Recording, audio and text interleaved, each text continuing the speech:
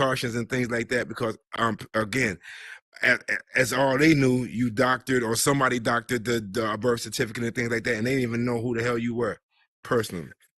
So that happens, and they're like, you know what? We don't know you. Your chain of command speaks highly of you. We're about to deploy in 2 weeks. Right. So you're going back to 29 Palms. I'm gonna let your previous command figure it out. So they send me back to 29 Palms, and I get there, and I go up to the sergeant major, and sergeant major's like, Torres, what the hell? What happened? And I'm like, sorry, sergeant major, I'm illegal. And he's like, that's it. I'm like, yeah, that's it. I'm just born in Mexico. That's it. That's my sin. I love this response. and he's like, all right, hold up. Mind you, my entire chain of command knows me by name and face. Right. I've drove these guys. I've been their bodyguards. I've ate with them. Like, I have a good relationship. I have a good working rapport with these guys. Working rapport with everyone. Gotcha. So they're like, all right, go to immigration right now. Try to figure this shit out. So I go to immigration liaison on base, and they go, well, hold on a minute. You don't have a green card, so how are we going to get citizenship for you? We have to explain that you don't have that you have to explain that you join as a citizen, but you're not a citizen. Go to SAG, go to legal.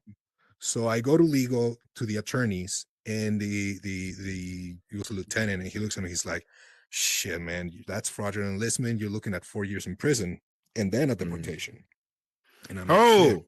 So after serving honorably, if you are classified as an illegal immigrant, the U.S. government can send you to jail for fraudulent enlistment. And then deport you. Wow. So he's like, you know what? I'm going to tell your CO what's going on, and they'll make a decision. So I'm in limbo in 29 Palms for about 5 months. My unit 17, they deploy. They go on a MU to Japan. I miss out on it. I hear great stories about it. I hear Thailand rocks. It's not that bad. Something about Manila. So the command's like, well, we don't want to fuck you over. We don't want to send you to fucking prison. You're going to get discharged with a general under honorable conditions. Figure it out as a civilian, request citizenship, because you'll have an honorable discharge. Oh, well, so they looked out for you a little bit. That was cute. A little bit. At least they didn't screw me over. Right. So I get out on February of 2011, and I go to an immigration attorney in Salt Lake City, Utah. And he's like, well, right now there's really nothing going on. We got to wait for DACA to pass, blah, blah, blah.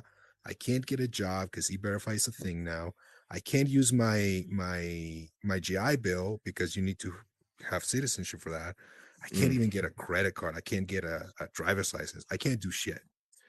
And it was heartbreaking for me, and it was very demoralizing for me at the time, because I'm trying to make the transition from military to civilian in a country that clearly does not want me. And that really broke my heart, and I got a little bit angry, and I was like, well, fuck this place, right? So because at the time I was still and I am still very much to this day a military man, I decided to go to France, and I applied for the French Foreign Legion. And I figured, with my background as a Marine, I should be a shoo-in for the Legion. So I go to Paris, I go to Foreign Agent, I try to sign up, but I have hearing loss on my left ear from the Marine Corps, and I fail their medical, and they say you're not fit to serve because of your hearing loss. Wow. So I'm screwed now, and I'm in Paris, and I'm like, all right, well, shit, I'm gonna go to Mexico now, I guess. I arrived in Tijuana in April of 2011. Okay, hold on there. For those who just came in here who might not know what's going on just yet, because I know my guy Drew just got here. This is Daniel Aaron Torres, one of the first illegal immigrants who have won their citizenship through the U.S. government and while serving as a U.S. Marine. So if you didn't know, we're going over his story and the thing that he's endured in transitioning to being a civilian as well. So right now we're in the transition phase where, oh shit, he was caught. Now he's trying to figure out what he can do to gain his citizenship. If I'm not, if I'm correct. That's Yes? correct. That's correct. Here we I go. arrived in Tijuana in 2011, and see, I consider myself lucky because I was born in Tijuana, so I have family in Tijuana. Gotcha. My grandmother, my uncles, my aunts, my godmother, my cousins. So I get there and they're all like, "Oh my God, we heard you were in Iraq, you were in the Marines." I had a place to go to. Right. Most deported don't. veterans, where they get deported to a place they don't know, to a country they haven't seen since they were 2 or 3 years old. Mm. You know what I mean? So they're homeless from the get-go. I had a place to go to with my family. Right. So my family kind of helps me out and sets me out with this little 1-bedroom apartment studio kind of thing. And I start working in customer service for Verizon. There's a Wow. lot of customer service jobs in the border because we have a very good American accent and it's cheaper. So I start working, but I very quickly realize that in order to survive in Mexico, you need to have some sort of degree. So I went into law school. I graduated with a law degree in 2007. I started law school in 2012. Well, my question to you is this: did you utilize your GI Bill? Okay. Of course, you couldn't use your GI Bill in the U.S. because you were not a citizen. But because you have that, could you not use it in Tijuana? No, I could not. I was not a citizen. True, but damn. No, I could not use my. Wow. No, I So they honored the fact that you weren't a U.S. citizen as well and said, okay, you can't use that GI Bill even though you're here in Mexico. No, I cannot use the GI Bill at the time. Got I would you. work in the daytime, and then after I getting out of work, I would go to school and do night school for law school. So how are you funding this? My parents would send me some money. I would pay it out of my own pocket. You have to understand something. Education is cheap anywhere else except the United States. Say that again. It's for the camera. What camera? Drew. Say that again. Say that again. He right here. That one right here. Look here. Look here at him. Education is cheap everywhere else except the United States. Why is that? Anybody know? Because it's a business here. Because people are making money here. That's what it is. It's capitalism at its finest. My entire 5-year-long law degree in Mexico, with living expenses included, it was probably between $15,000 and $20,000. I'm done. I feel like throwing this Oculus across the damn corner. But go ahead. Unfortunately, a law degree I cannot practice in the United States with a law degree because it's different law. Right. But it does count as a bachelor's in law. Oh, got you. Okay. So you did the degree that you obtained in Tijuana is it's equivalent to a bachelor's. It's seen as a bachelor's degree in law in the US. Yeah. Awesome. Okay, cool. So did you have to take like any type of bar exam or anything like that? In Mexico, yes. Got you. I'm an attorney in Mexico. So now you're a certified attorney in Mexico. So did you go into law? I did for a little bit to try to figure out more information about how you can obtain your citizenship? No, the reason why I went to law is because one, no math. I'm a Marine, baby. Okay, I work with what I got. All right, I have crayons. I ain't mad at you. And when I started looking into what to study, people told me, "Oh, a law degree is a lot of reading," and I love reading. I read a lot. Growing Gotcha. up, we were poor, but our library card was always free. Facts. So that was my form of entertainment growing up. I would go to the library, I Gotcha. would read books. I read a lot of books. So I was like, oh, it's just reading? That's not a problem. I know how to do that. Awesome. I did like it. I found some an affinity to the study of law and to the study of governance. I kind of specialized my studies towards geopolitics because I find it very interesting, and I'm a nerd when it comes to that. Definitely. Definitely. 2013, 2014, my uncle sees a flyer for the Deported Veteran Support House. The Deported Veteran Support House is a shelter for deported veterans in Tijuana. It was founded by Hector Barajas.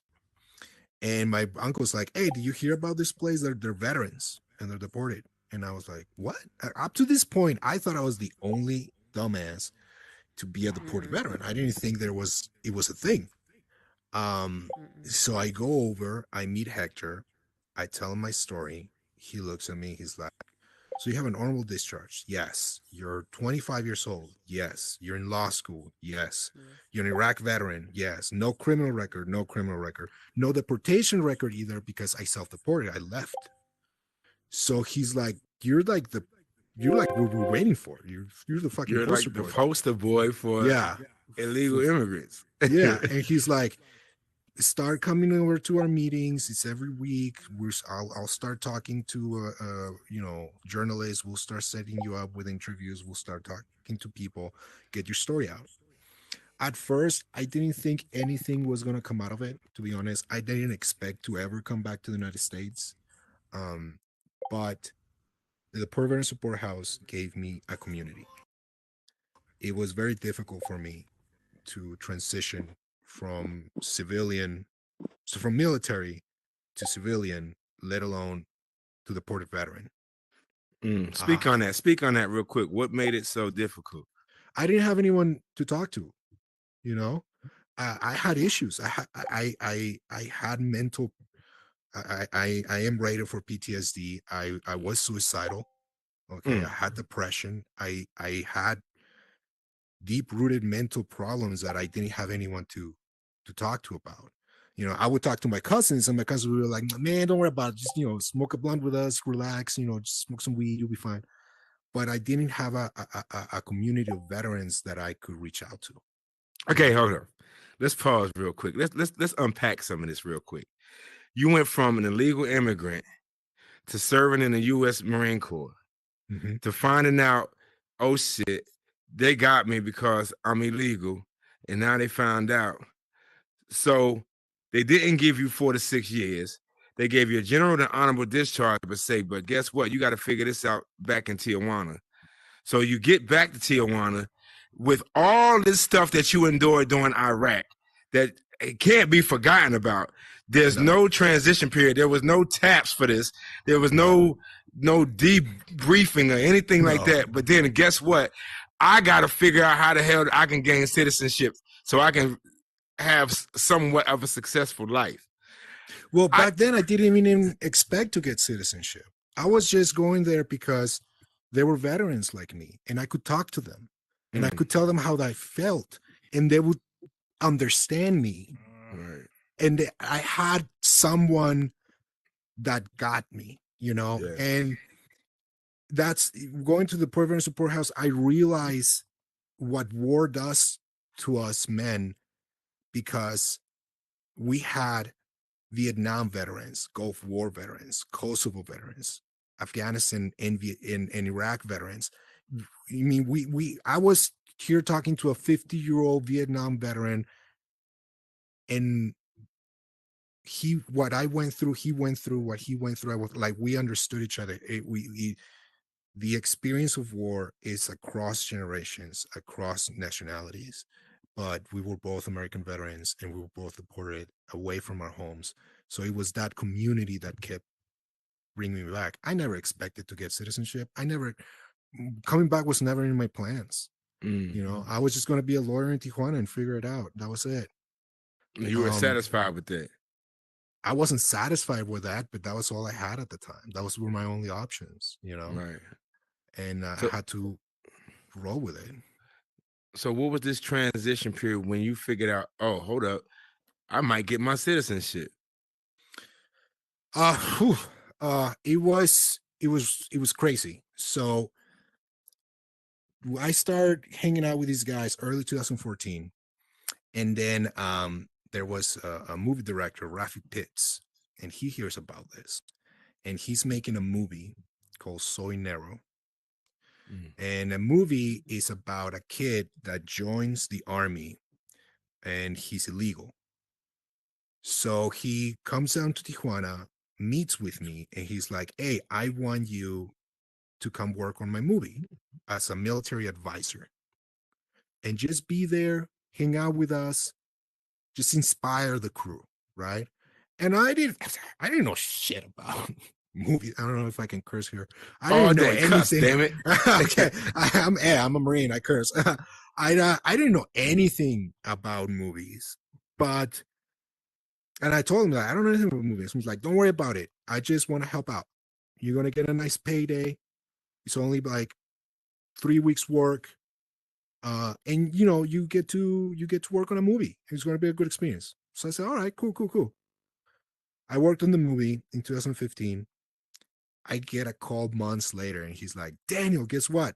We are going to premiere at the Berlin Film Festival in Germany, the Berlinale. And I'm like, well, I don't know what that is. What's the Berlinale? He's like, it's a huge festival. I want you to be there. And I'm like, are you paying for me to be there? Because I'm broke, my guy. And he's like, no, you're going to be there. But Right. there's a catch. I'm like, what's the catch? You got to be there in uniform. And I'm like, I can do that. So I go to Berlinale on February 2016. I get to walk the red carpet, dress blues uniform, and it goes viral. Every single newspaper around the world is all of a sudden talking about me and about this movie and about the Porter veterans. And prior to that, a few months before that, the ACLU of Southern California decided to pick up my case pro bono and try and get me my citizenship. And this was done by Jenny Pascarella, who is the director of immigrant rights at the ACLU of Southern California in LA. And I didn't know this at the time, but the ACLU is like one of the biggest lawyer organizations in the United States. Jenny Pascarella is one of the biggest immigration attorneys in California, right? She's the director of ACLU immigration rights. So they decided to take on my case. Awesome. I go to Berlin, the movie gets premiered, I'm everywhere. 2 months later, they give me my citizenship. They just called down my lawyer, and they're like, hey, we're approving Daniel's citizenship. Have him go to the embassy on Thursday. They're going to give him a temporary visa on his Mexican passport. And on Friday, he needs to be at the immigration center, at the USCIS building in downtown San Diego within like a week. Wow. So the government can make a difference and can change things and can fix a problem when they want to fix a problem. So, and I was just going to hint to that because I'm as you're telling your story, it just seems like the government will jump in if it makes them look good. Exactly. Because from what I'm hearing, if you didn't have all this backing, if you wasn't doing a movie, you know what I'm saying? If you didn't do these type of things, I don't think not for one damn near red cent that they would have gave you your citizenship. What do you think? No, I don't think so either. I think all that media pressure was like, okay, give him his papers so he can go away. Here you go. Shut up. Go away. Stop causing ruckus. But I was like, see, I'm a citizen now. Now I can talk about this on this side of the border. Now we have power. Yeah. Now we can go and make changes. Now I can lobby Congress. Now I can talk to representatives. And hold that one thought. Hold that thought. Noro, yes, ma'am. I'm gonna say it because I can say it. Say it, sister. You know, I gotta say it. Technically, it's not that we actually want to help. It's because we have to help, because so that we don't discourage others from having access, and so that we continually have access. If we really wanted to help, let's be honest. If we really wanted to help, a lot of changes would happen, right? And I mean a lot. A triumph of changes would happen. But unfortunately, the only time that we'll make the change is so that we can continue to have access. If we don't make the change and we discourage people and they don't enlist and they don't do all these other things and they'll come up and it's a discouragement, we no longer have access. We no longer have access to other people for that recruitment time either. So the real thing is that it's an embarrassment for us not to help in order for us to continually have access. It's not a benefit to you, although you benefited from it. It's a benefit for us so that we can continually have access. And since nobody want to say it, I'm gonna say it because I'm not gonna get in trouble for it. But we'll see. Maybe tomorrow at work. Maybe. Maybe. Uh, she said it. I didn't. Yeah, she's right. She's right. She's right. 100%. I couldn't agree more. So now that you have this power, now you're on the other side of the platform. What are some of the things that you have been doing? Well, now this is 2016. Got you. Now it's a presidential election. Mhm. Now Trump goes up on stage saying Mexico is only sending its rapists and murderers. Mhm. And all the media people are like, well, hold on a minute. What about these veterans that have been deported? And now it becomes this huge thing, huge talk point. Mhm. And I've talked to Bernie Sanders, I've talked to Kamala Harris, um, even Trump said that he was going to stop the deportation of veterans. I've talked, you talk to any politician, they're like, no veterans are going to be deported. But the reality is that they are getting deported and they continue to get deported. I still had a year left in law school when I got my citizenship. So what I did is I finished law school in 2017, and then I came back to the United States. And I came back to the United States, and I worked for Tesla for a bit. Um, I also got into law school here in the United States. I got into law school in California, Western School of Law in San Diego. Awesome. I realized I didn't want to be a lawyer after all this, right? Right. It didn't make me happy. The system's not designed for you to change it. The system's designed to change you. The American legal system, it's in the toilet. Hold on. Let me just hit this real quick. The American legal system is in the toilet, and I realized that in order for me to succeed as an attorney, I had to put my ideals and my honor to the side. Mm. And I wasn't willing to do that. I didn't want to do that. I didn't want to screw people over just to Right. make some money because that's the job. That Love wasn't it. in me. COVID hit, right? And this whole time I'm working on movies and films and all these different things projects going on. COVID hit and I came back to Salt Lake City. And then Bring Them Home came out. Bring Them Home is a short documentary by a producer named Rob Young. And it's won like 6 awards, 4 nominations, 3 best of shows. It was been very successful in the film festival circuit. And we're actually having a showing in Tacoma, Washington on June 10th. But because of my story and because of the people that I started working with in film, I start getting,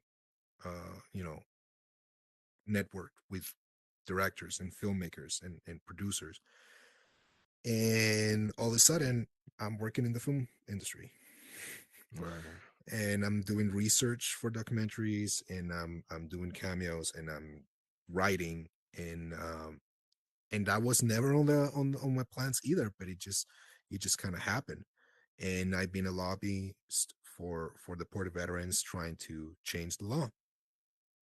Awesome. And unfortunately, the only way that this issue gets resolved is with immigration reform. And the moment you say immigration reform, people's minds just shut down, right? They stop listening. And no politician wants to touch immigration reform because it's a political bomb, because politicians are in it to get reelected and they don't want to rock the boat. And when they get to Washington, they have to get along the party lines and they have to play nice. And unfortunately, while the politics of the United States are supposed to benefit the people of the United States, in reality, the only thing that they benefit is politicians and those that support them financially. Mm. So the only way this gets resolved is with by public pressure, which is why I'm out there doing interviews, which is why I'm here talking to all of you, which is why I'm out there making movies and making TV shows, because the more people know about the problem and how we're treating our veterans, the more pressure there is for politicians to actually do something about it. I don't like seeing this issue as an immigration problem. I present it as a veterans problem, because Yes. anyone that is willing to fight for this country deserves to be in this country. Okay. Mm. United States veterans belong in the United States, period. It doesn't matter. Now let's talk about the hard stuff, right? Yes, these deported veterans have criminal records. Uh, and the criminal records come from possession to not paying parking tickets. Like, it's the entire spectrum, right? For an immigrant, if you get a misdemeanor, which is a fine, no jail time, You're gone. you're gone. You're Because as an deported. immigrant, Yep. that misdemeanor automatically gets upgraded to a felony. So when certain politicians of certain party talk about deported veterans, they immediately go to, oh well, they're criminals. They're they have they got in a fight. They hurt someone. Yeah, they got in a bar fight, right? You get in a bar fight and you get deported. Now, my question here is, someone that is born in the United States, that never served in the military, that doesn't even pay their taxes, they break the law, they serve their time, and they get to go home. But someone that served in the United States military, that gave their time, that put their lives on the line, some of these guys have killed people for the United States. Mm. They don't get a second chance. They don't get to go home. At what point do we say one mistake is enough to ruin your entire life, but an entire lifetime of service is not enough to redeem it? That doesn't seem like justice to me. That doesn't seem balanced to me. And you know, I want my brothers back. When I got my citizenship, I went back to Tijuana, and they threw out this barbecue for me. And I was in disbelief. I didn't know what to think. And my brothers, Jaime, he looks at me like, "Oh man, I'm so happy for you. You're young, you're in school, you got your ahead of you. Now you're a citizen, man." And then he looks at me, he goes, "When do you think I can go home?" Mm. And I didn't know what to tell him, man. Because I knew he was not going home. I was lucky And, to go home myself. and that's the question I have for you. Like, how do you keep like people that are fighting this cause no differently than you did? How do you keep them motivated, knowing what you know, knowing that it's this a game that the government is playing, and it's this a pass the buck type thing, to where they might not ever see the light or ever get back? So how do you keep them motivated? How do you keep them upbeat? What words of encouragement do you give them, knowing what you know?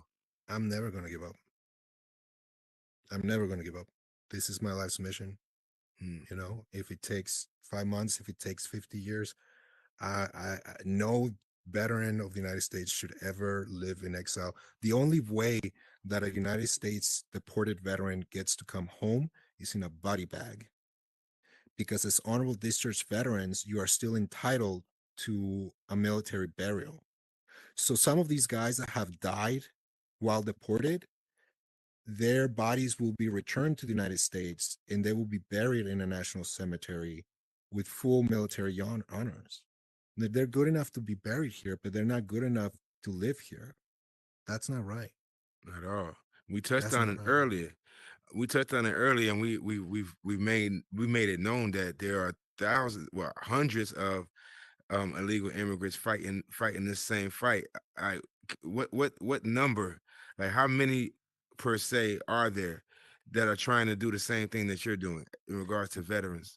We know there's hundreds, but we don't know how many there are. Right. ICE doesn't know. Washington doesn't know. Nobody, Virginia doesn't know. Nobody knows. Because when you get deported, they don't take in consideration veteran status. They don't Mm. say, oh, he's a veteran. It doesn't matter. Military service provides in the MAVNI program started by Margaret Stock, right? That provides a pathway to citizenship, but it does not guarantee citizenship. And a lot of these guys were told that by serving they were automatically citizens. Mm. So the recruiters do whatever they do to get us in the military because that's their Yes. job, right? But they're not responsible to make sure that these guys are taken care of Right. immigration wise. The military is not responsible. There was a program where they were getting their citizenship ceremony done during boot camp. That's not being renewed, right? There's a policy right now under Biden in vets program by the Department of Homeland Security to bring veterans back and get them green card or citizenship. But that's a policy. And that's the issue. All of these temporary solutions that we're getting from the government, they're policies, and policies change every 4 years. There's no guarantee that 3, 4, 5 years from now, we're not going to be talking about the same thing. So what Right. we need is a reform. Not, I don't care about an immigration reform, but at the very least, make sure that veterans are covered, that military service gets rewarded with citizenship retroactively. Is the least that we can do. They are 100%. entitled to VA benefits, but there's no VA facilities outside of the United States, so it's mute. Pointless. Got you, man. That's a lot to uncover, man. That's a lot, and it actually gets even deeper if we care to get that deep, but we won't. I'm not trying to go to jail.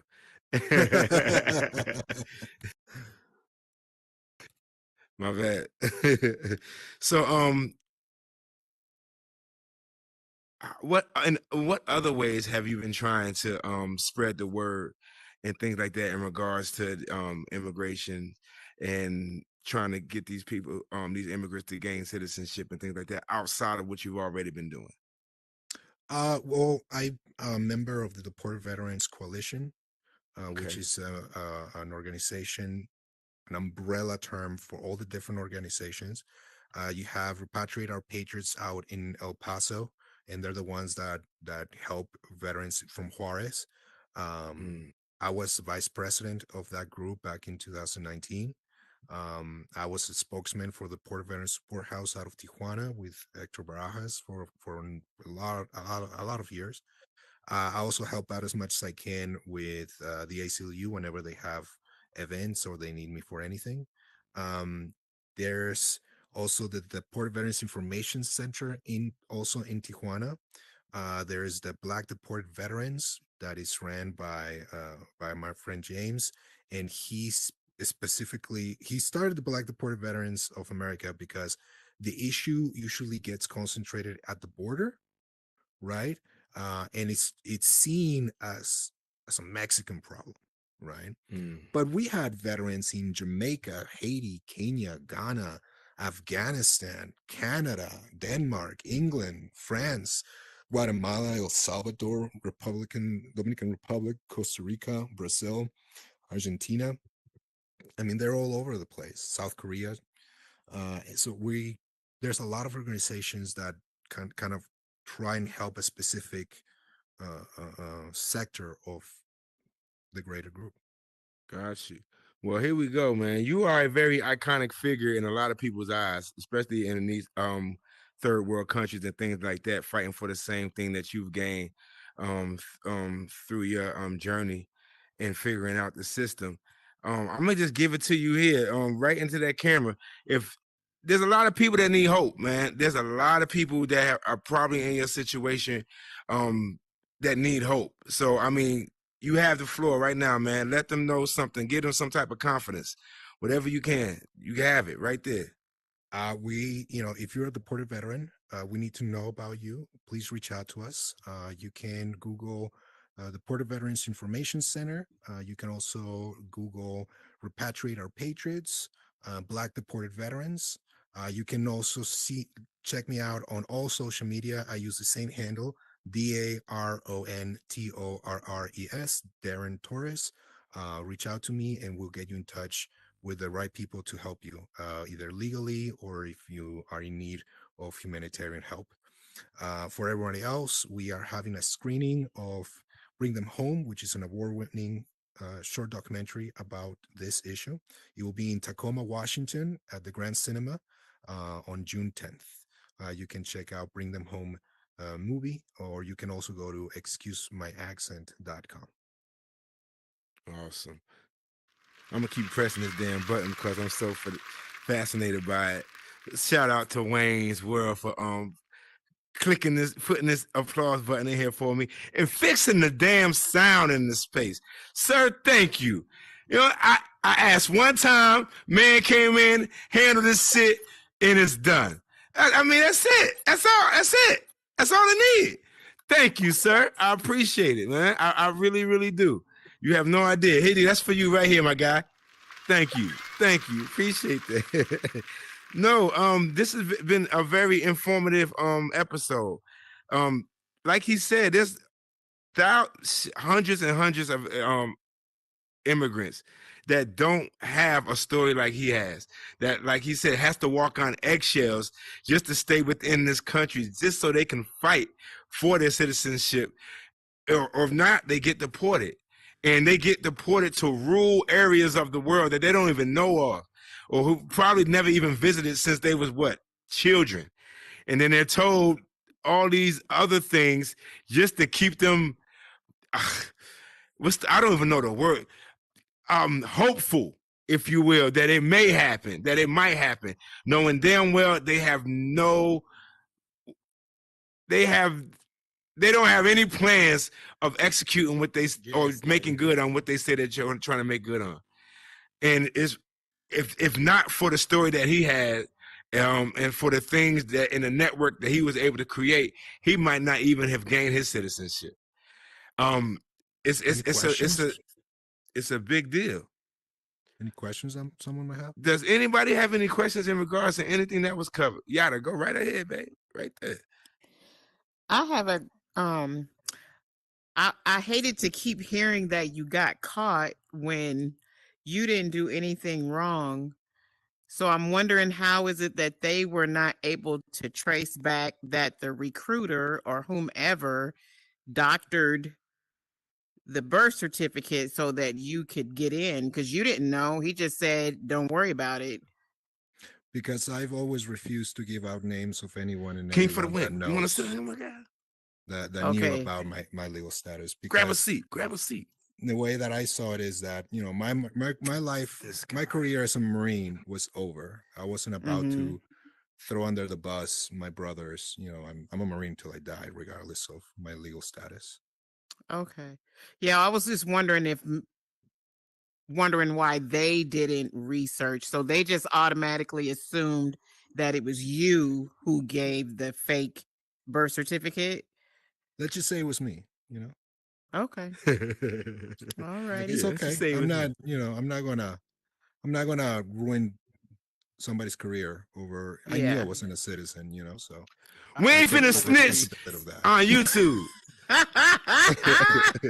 I'm not asking that.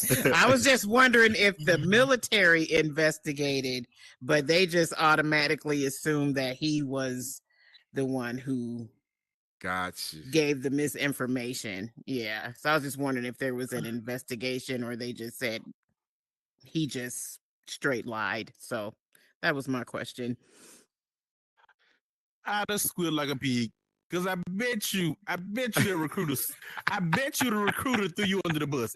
I know the recruiter threw you under the bus. No, but the recruiter was one of his Listen. homeboys, though. What, if I'm not mistaken, right? Yeah, but still. Listen. Recruiters have quotas that they gotta You meet. on mute, MF Exactly. son. That's what I said. Quotas. I feel you, but at the same time, I mean, if you're, I don't know, I feel like if the recruiter didn't have the integrity to look after you and knowing he knew you. I mean, look, recruiters are shady. Every military guy will tell you recruiters are shady. You know, that's their job is to get bodies, and that's what they do. But it doesn't make my life better to ruin somebody else's life. It's just not what I'm about. I mean, I feel you, but I don't know. I think I'd have Pig. That's squeal like a pig. Because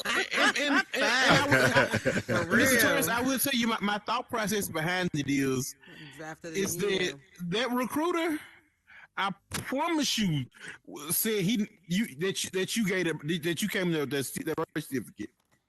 Well, why do you think they didn't do charges against me? Because they would have had to bring up charges against everybody else. Aha. I would have.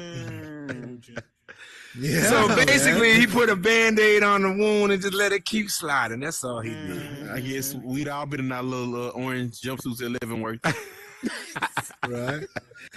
And then he might not have got his citizenship, and then he would have got deported back, and then we all had this all over again.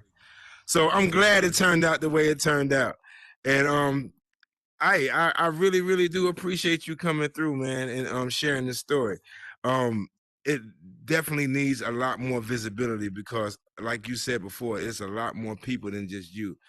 Luckily, you had a lot of support in various areas, Tijuana with your family and things like that, allowing you to stay somewhere. You got your degree in law and things like that. And you were able to pursue this even more.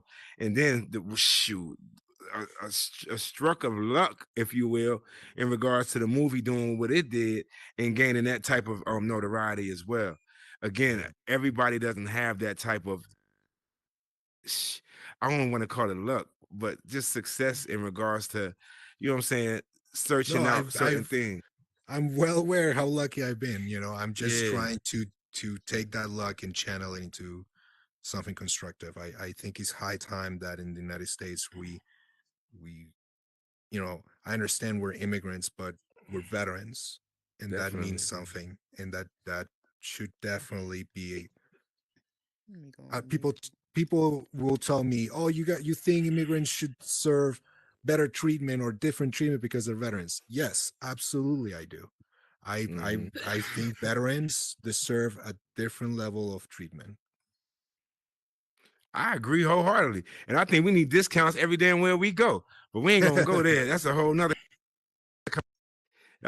conversation for another day. But again, I want to say thank you for sharing this information. As soon as we edit this and get it online, hopefully the right people are starting to listen, and we can definitely, move what we can move at our level, if only at our level, and hopefully it snowballs and becomes something greater. But we got to start from somewhere, and I greatly appreciate you for extending that conversation with us here at Forgotten Voices. So thank you for your service as well. I appreciate you, man, and enjoy the rest of the evening.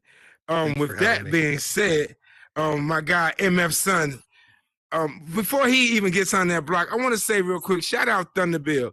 I never do this on the air, but I want to say shout out Thunderbill for creating this phenomenal space for us to congregate as veterans and come through and share these stories and things like that. It's greatly appreciated.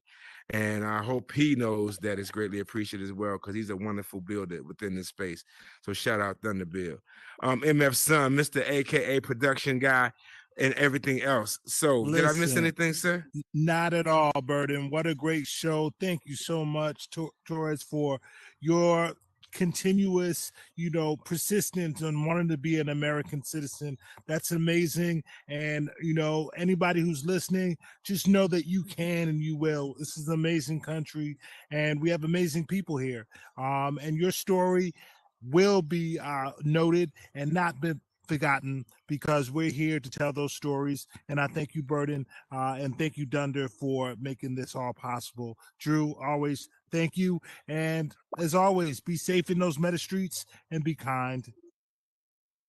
And we out.